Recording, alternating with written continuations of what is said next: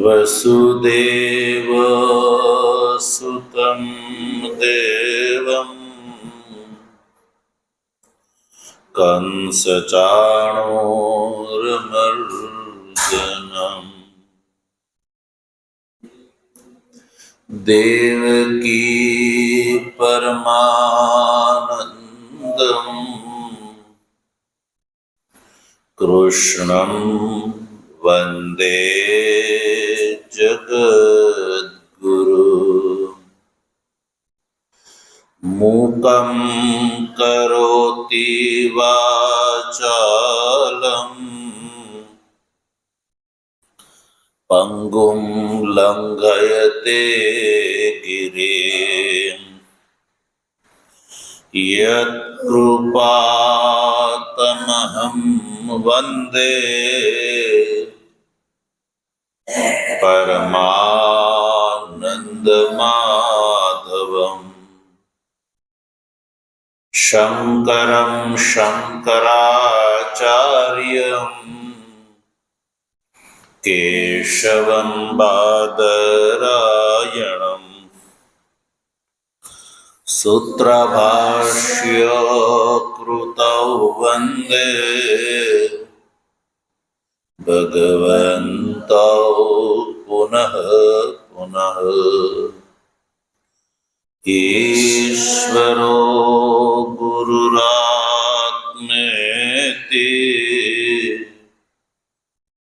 मूर्तिभेद विभागिने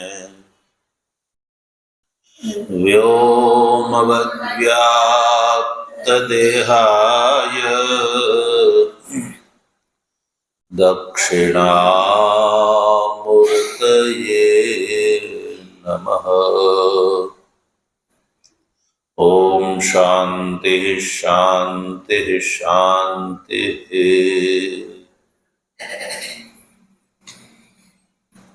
तत्व जिज्ञासु सज्जनों, भगवत कृपाथी श्रीमद् भगवद गीताના શાંકર ભાષ્ય સહિત વિચાર ક્રમાનુસાર પ્રથમ, દ્વિતીય અને તૃતીય આમ આ ત્રણ અધ્યાયનો આપણે વિચાર સંપન્ન કરી ચૂક્યા.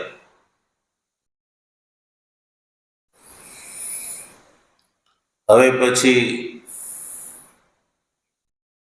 ચતુર્થ અધ્યાયનો વિચાર આપણે પ્રારંભ કરી રહ્યા છીએ.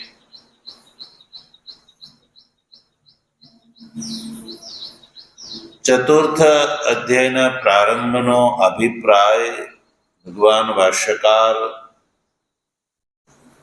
સર્વપ્રથમ બતાવે છે.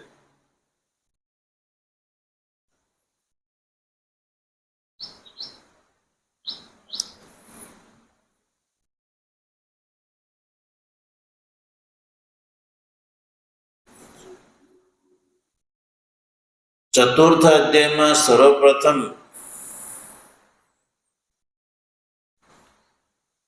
ભગવાન શ્રી કૃષ્ણ જે છે એ અર્જુનને કહે છે. શું કહે છે?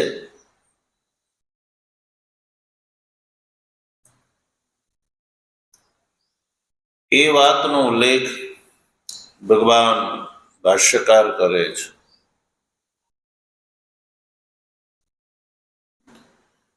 બીજા અધ્યાય અને ત્રીજા અધ્યાયમાં જ્ઞાન નિષ્ઠા અને કર્મ નિષ્ઠા જે છે એનો ઉલ્લેખ થઈ ગયો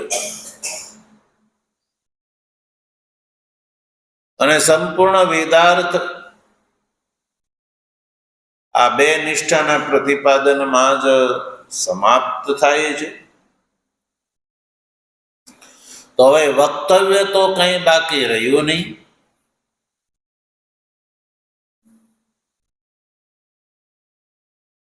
છતાં પણ આગળ ભગવાન શું કહેવા માંગે છે?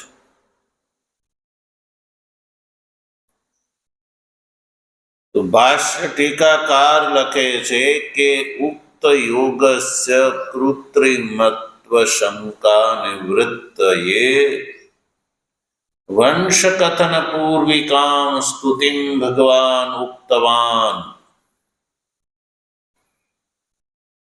યદ્યપિ વક્તવ્ય તો કંઈ બાકી રહ્યું નહીં.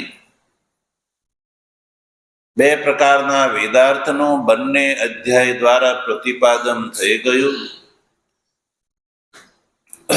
વેદાર્થ પરિસમાપ્ત થઈ ગયો.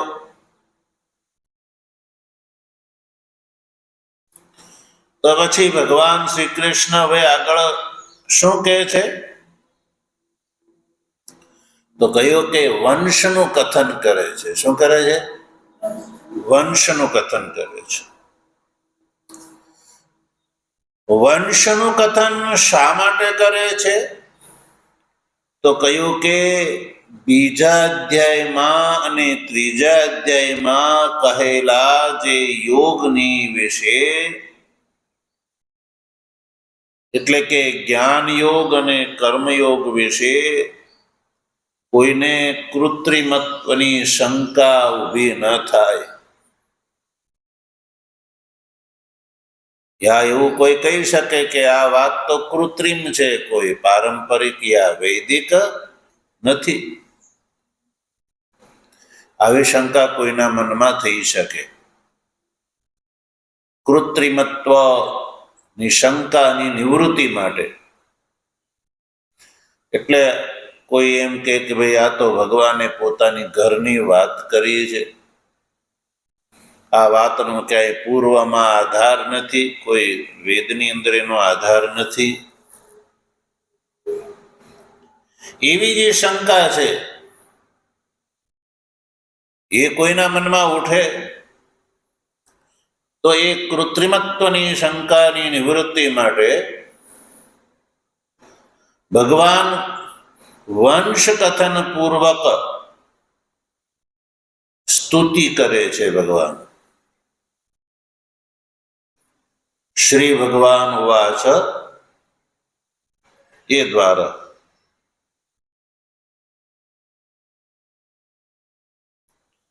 ભગવાન ભાષ્યકાર ભગવાનના આ વચનને જે પાછળ જે વાત થઈ ગઈ બીજા અધ્યાયમાં અને ત્રીજા અધ્યાયમાં, એના અનુવાદ દ્વારા ભગવાનની વાતને પ્રસ્તુત કરે છે ભગવાન ભાષ્યકાર. જો યોયમ ઇત્યાદિ દ્વારા યોયમ યોગ અધ્યાયદ્વયેન ઉક્તઃ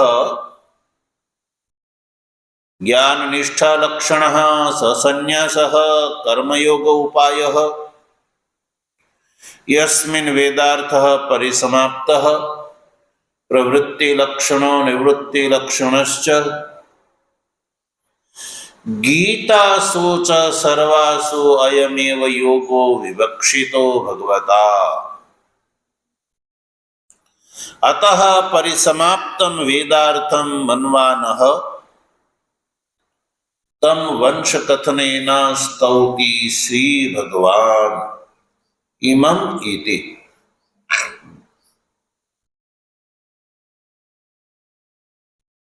યો અયમ યોગ અધ્યાયદ્વયેન ઉક્તઃ.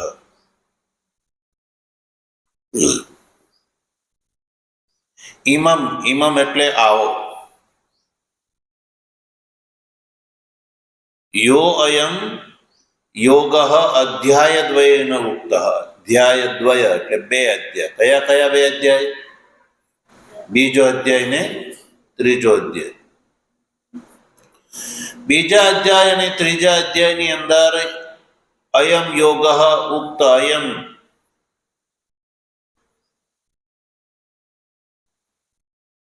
યોયમ યોગ એટલે કે કર્મયોગ રૂપ ઉપાય અને જ્ઞાન નિષ્ઠા જેનું લક્ષણ છે એ. જ્ઞાન નિષ્ઠા એવું જેનું સ્વરૂપ છે અને કર્મયોગ જે છે એ જેનો ઉપાય છે. તો બે યોગ થયા, જ્ઞાન યોગ અને કર્મયોગ. જ્ઞાન નિષ્ઠા જેનું સ્વરૂપ છે અને કર્મયોગ જેનો ઉપાય છે. સંન્યાસ સહિત, કર્મયોગ રૂપ ઉપાય સહિત જ્ઞાન નિષ્ઠા જેનું સ્વરૂપ છે એવો ભગવાને 2 અધ્યાયની અંદર કહેલો આ જે યોગ છે, યસ્મિન વેદાર્થ પરિસમાપ્ત, કે જેમાં સંપૂર્ણ વેદાર્થ જે છે એ ભગવાને કહી દીધેલો છે. અને જેને બીજા શબ્દમાં કહેવામાં આવે છે પ્રવૃત્તિ લક્ષણ અને નિવૃત્તિ લક્ષણશ્ચ.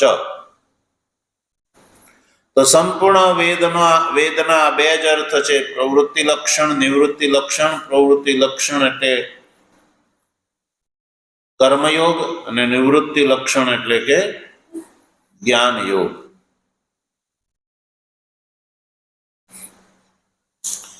ગીતાસુ ચ સર્વાસુ અયમેવ યોગઃ વિવક્ષિતઃ ભગવતા. ગીતાસુ ચ સર્વાસુ, સર્વાસુ ગીતાસુ ચ, સંપૂર્ણ ગીતાની અંદર અયમેવ યોગઃ, અયમેવ એટલે કે આ જ્ઞાન નિષ્ઠા અને કર્મનિષ્ઠા રૂપ યોગઃ ભગવતા વિવક્ષિતા, ભગવાનને આ 2 જ યોગ વિવક્ષિત છે. સંપૂર્ણ ગીતાની અંદર આ 2 જ યોગનું વર્ણન ભગવાને કર્યું છે.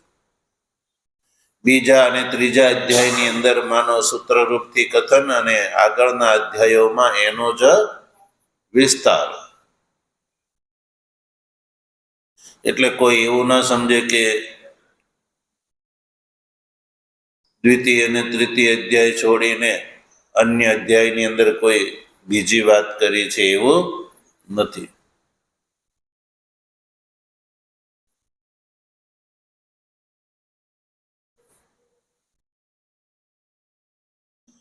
તો ભગવાન જે છે એવું માને છે કે વેદાર્થ તો પરિસમાપ્ત થઈ ગયો, વેદાર્થ તો મેં અર્જુનને બતાવી દીધો, અતઃ પરિસમાપ્તમ વેદાર્થમ મન્વાનઃ.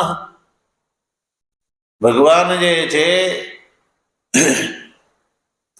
એવું માને છે કે મેં વેદાર્થ જે છે એ અર્જુનને બતાવી દીધો. વેદાર્થ શું છે? જ્ઞાન નિષ્ઠા અને કર્મનિષ્ઠા. એ પરિસમાપ્ત મનવાના, પરિસમાપ્ત થઈ ગયો છે એવું માનીને ભગવાન શ્રી કૃષ્ણ હવે આગળ શું કહે છે? કહ્યું કે તમ વંશ કથનેન સ્તૌતિ.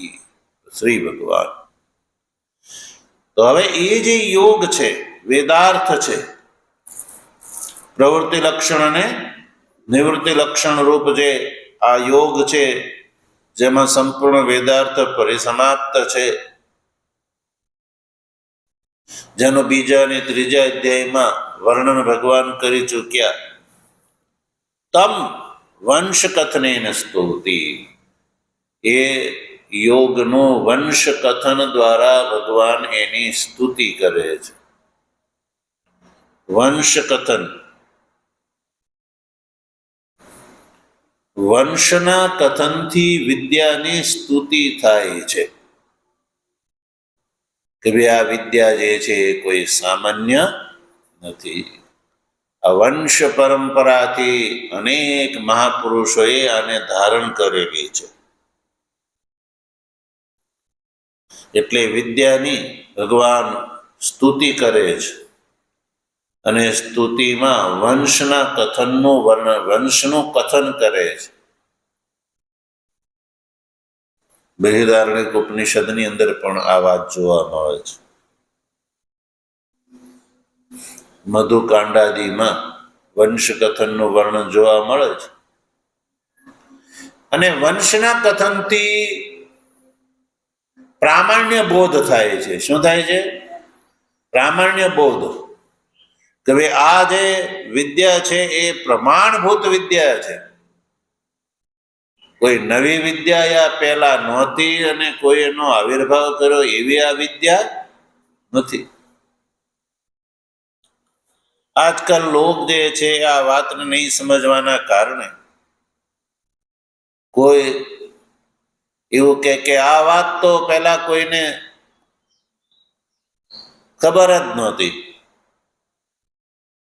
અમુક અમુક વ્યક્તિને જ આ વાત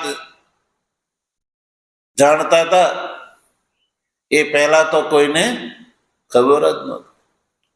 એટલે લોકો એવું માને કે અરે આ તો બહુ મહાન લાગે છે, સિદ્ધ લાગે છે, એની વાત તો માનવા યોગ્ય છે. સામાન્ય મનુષ્યને પ્રામાણ્ય અને પ્રામાણ્યનો વિચાર ન હોવાના કારણે આવી વાતોથી એ પ્રભાવિત થઈ જતા હોય છે.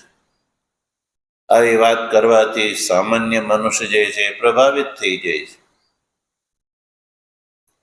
પણ ચાહે વાત ભગવાન દ્વારા કહેલી હોય, પણ એ પ્રમાણભૂત હોવી જોઈએ. અને પ્રમાણભૂત જે છે એ પારંપરિક છે કે નહીં, એનું મૂળ વેદમાં છે કે નહીં, એનાથી એ નિશ્ચિત થાય છે. કારણ કે ધર્મ અને બ્રહ્મમાં એકમાત્ર વેદ જ પ્રમાણ છે.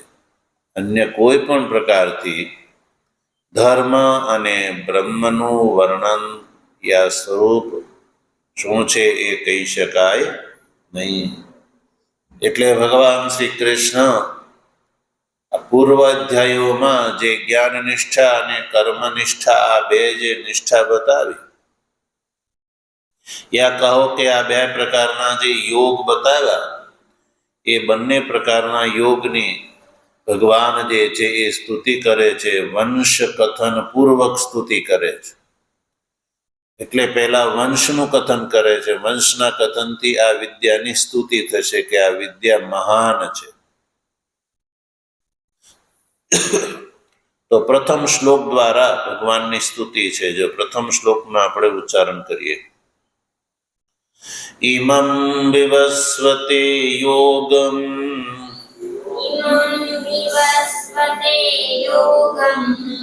પ્રોક્તવાનહમવ્યયમ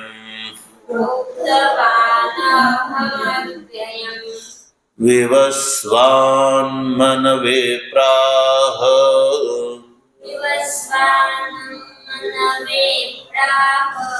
મનોરિક્ષ્વાકવે બ્રવીત.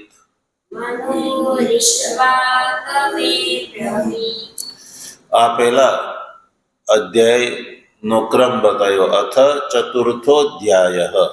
હવે એટલે આ ચોથો અધ્યાય. અને મેં અર્જુનનો કોઈ પ્રશ્ન નથી, સીધા શ્રી ભગવાનનો જ ઉલ્લેખ છે. શ્રી ભગવાન વાચ એ કહીને. તો શ્રી ભગવાન વાચ એટલે ભગવાન હવે વંશ કથન પૂર્વક આ વિદ્યાની સ્તુતિ કરે છે, તથા બંને પ્રકારના યોગની સ્તુતિ કરે છે. જ્ઞાન નિષ્ઠા અને કર્મનિષ્ઠા રૂપ યોગની સ્તુતિ કરે છે. શું સ્તુતિ કરે છે? વંશ કથન પૂર્વક સ્તુતિ કરે છે. એટલે સર્વપ્રથમ ભગવાન વંશનું કથન કરે છે.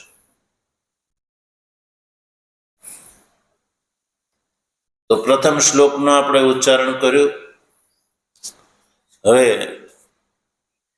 આમાં કઈ રીતે અને શું વંશનું કથન છે એ જાણવા માટે આપણે સંધિ વિગ્રહ કરીએ. સર્વપ્રથમ ઇમં વિવસ્વતે યોગમ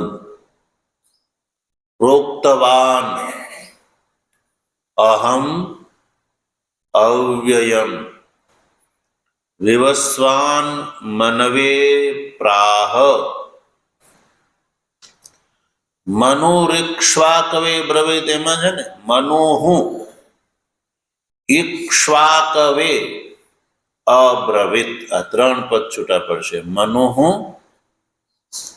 ઇક્ષ્વાકવે ને અબ્રવીત.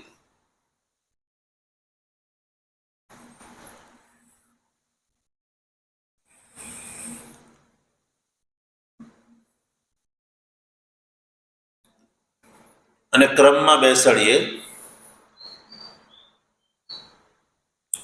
તો સર્વપ્રથમ ભગવાન શ્રી કૃષ્ણ એવું કહે છે કે અહમ ઇમમ યોગમ ઇમમ અવ્યયમ યોગમ વિવસ્વતે પ્રોક્તવાન. આ પ્રથમ પંક્તિનો અવ્યય થયો. બોલો. અહમ ઇમમ અવ્યયમ યોગમ વિવસ્વતે પ્રોક્તવાન. વિવસ્વાન મનવે પ્રાહ મનોઃ ઇક્ષ્વાકવે અબ્રવીત. આ રીતે શ્લોકનો વાક્યક્રમ છે. ભગવાન શ્રી કૃષ્ણ અર્જુનને કહે છે કે હે અર્જુન, અહમ, અહમ એટલે હું ઇમમ યોગમ, ઇમમ એટલે આ યોગ. હે અર્જુન, હું આ યોગ, ઇમમ એટલે આ એટલે જેનો ભગવાન જે છે પ્રસ્તુત કરી ચૂક્યા, બીજા અધ્યાય અને ત્રીજા અધ્યાયમાં જે વાત કરી ચૂક્યા એને ઇમમ શબ્દથી કહે છે. ઇમમ એટલે આ મેં જે તને બીજા અધ્યાય અને ત્રીજા અધ્યાયની અંદર જે પ્રવૃત્તિ લક્ષણ, નિવૃત્તિ લક્ષણ એટલે કે કર્મનિષ્ઠા અને જ્ઞાન નિષ્ઠા, ઉપાય ઉપેયભૂત જે આ બે નિષ્ઠા છે જેને ભગવાન અહીંયા યોગ શબ્દથી કહે છે. એટલે કે કર્મયોગ અને જ્ઞાન યોગ જે છે એ બંનેને એક કરીને યોગમ કહે છે કે આ બંને યોગ જે છે જેનો વિશેષણ છે અવ્યયમ. ભગવાન આ યોગને માટે વિશેષણ વાપરે છે અવ્યયમ. એટલે કે આ અવ્યયમ જે યોગ છે, તો યોગ અવ્યય છે. અવ્યય એટલે કે જેનો વ્યય ન થાય એને કહેવામાં આવે અવ્યય.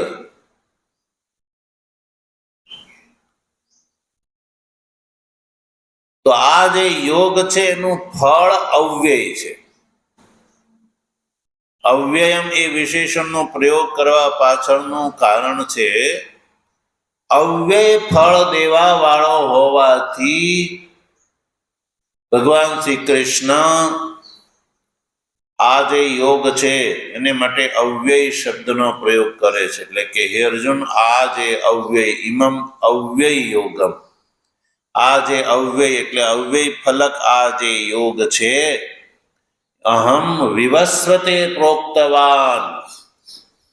અહમ યાને હું વિવસ્વાનને બતાવી ચૂક્યો છું. પ્રોક્તવાનનો અર્થ છે બતાવી ચૂક્યો છું. એટલે કે મેં જે તને આ યોગ બતાવ્યો એ યોગ હું સર્વપ્રથમ વિવસ્વાનને કહી ચૂક્યો છું. એટલે કે આ જ જ્ઞાન નિષ્ઠા અને કર્મ નિષ્ઠા નું કથન હું વિવસ્વાનને કહી ચૂક્યો છું. આ બોધ મેં વિવસ્વાનને સર્વપ્રથમ આપ્યો છે.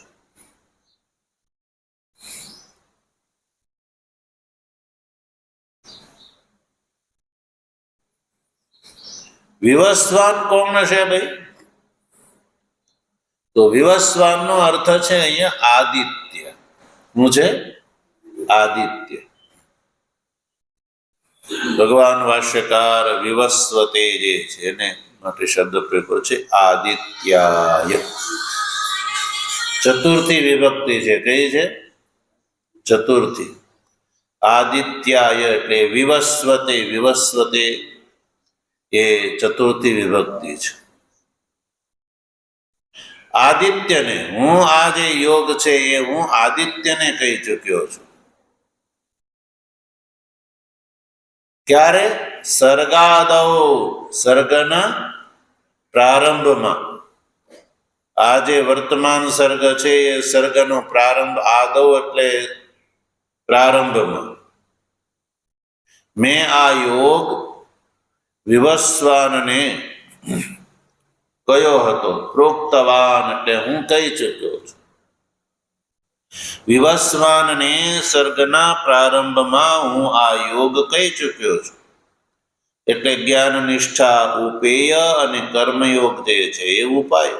ઉપાય ઉપેયભૂત આ જે યોગ છે એ હું વિવસ્વાનને કહી ચૂક્યો છું.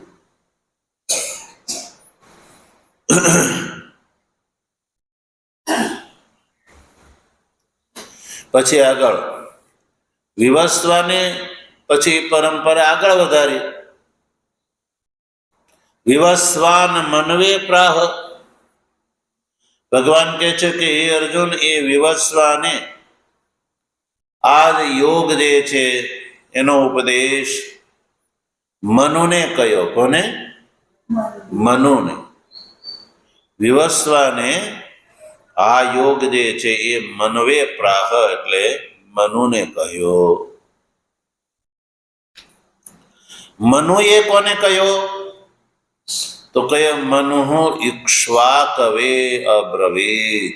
મનુએ ઇક્ષ્વાકુને આ યોગ કહ્યો. ઇક્ષ્વાકો કોણ છે? તો મનુના પુત્ર છે. કોણ છે? મનુના પુત્ર. ઇક્ષ્વાકો જે છે એ આદિ રાજા છે. સર્ગના પ્રારંભમાં ઇક્ષ્વાકો રાજા થયા અને ઇક્ષ્વાકો જે છે એ મનુના પુત્ર છે. અને ત્યાંથી આ મનુષ્યની પરંપરા ચાલી. એટલે આપણે બધા પોતાને મનુષ્ય એટલા માટે કહીએ છીએ. યા માનવ. આપણને માનવ શબ્દનો પ્રયોગ પણ કરવામાં આવે છે ને મનુષ્ય શબ્દનો પણ પ્રયોગ એટલા માટે કરવામાં આવે છે કે આપણે બધા મનુના સંતાન છીએ. એટલે મનુષ્ય છીએ યા માનવ છીએ. આદમી નહીં પણ માનવ. આદમી શબ્દનો પ્રયોગ નહીં કરવાનો. શેનો પ્રયોગ કરવાનો? માનવ છે. તો તમે વળે કહેશો કે તો આદમી શું હશે? તો જે પોતાને આદમના વંશજ સમજે છે, આદમના પુત્ર સમજે છે, એને એ લોકો આદમી કહે છે. આદમી એટલે મુસલમાન. આદમી એટલે જે પોતાને એમ કહે છે કે અમે આદમ અને હવ્વાથી ઉત્પન્ન થયા, એને એ પોતે શું કહે છે? આદમી. એટલે આદમી શબ્દનો પ્રયોગ નહીં કરવાનો. શું કહેવાનો? માનવ છે, માનવી છીએ, મનુષ્ય છીએ.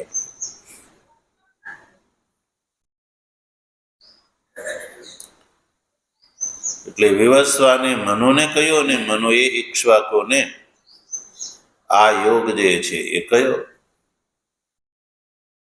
તો વિવસ્વાન એટલે આદિત્ય. આદિત્ય એ વિવસ્વાન. આદિત્ય વિવસ્વાન. વિવસ્વાને મનુને આ યોગ કયો અને મનોએ પોતાના પુત્ર ઇક્ષ્વાકુને આ વાત કહી. તો આ રીતે વંશ જે છે એનું કથન કર્યું. તો વંશમાં ખાસ કરીને વિવસ્વાન, મનુ અને ઇક્ષ્વાકુ આ ત્રણ પેઢીના નામ ભગવાન શ્રી કૃષ્ણે આ શ્લોકમાં લીધા. વિવસ્વાન, પછી મનુ, પછી ઇક્ષ્વાકુ. હવે જો ભગવાન પછી નામ આગળ લીધા કરે તો એનો તો કોઈ પાર આવે નહીં. એટલે ભગવાન શ્રી કૃષ્ણ બીજા અધ્યાયની અંદર આ રીતે પરંપરાથી પ્રાપ્ત યોગ જે છે અનેક રાજાએ ધારણ કર્યું એ વાત કહે છે. ભગવાનની કૃપા છે તો એનો વિચાર આગળ કરીશું. ઓમ વસુદેવ સુતં દેવં કંસચાણૂરમર્દનમ દેવકી પરમાનંદમ કૃષ્ણં વંદે જગદ્ગુરુ મૂકં કરોતિ વાચાલં પંગું લંઘયતે ગિરિમ યત્કૃપાતમહં વંદે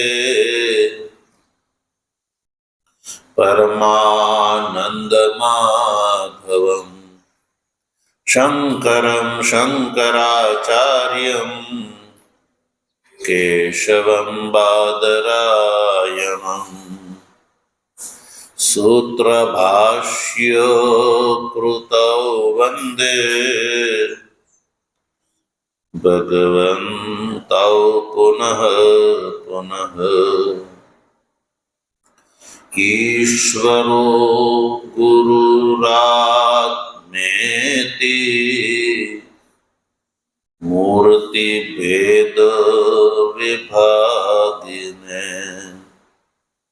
વ્યોમવદ્ વ્યાપ્તદેહાય દક્ષિણામૂર્તયે નમઃ. ઓમ શાંતિ શાંતિ શાંતિ. સદ્ગુરુદેવ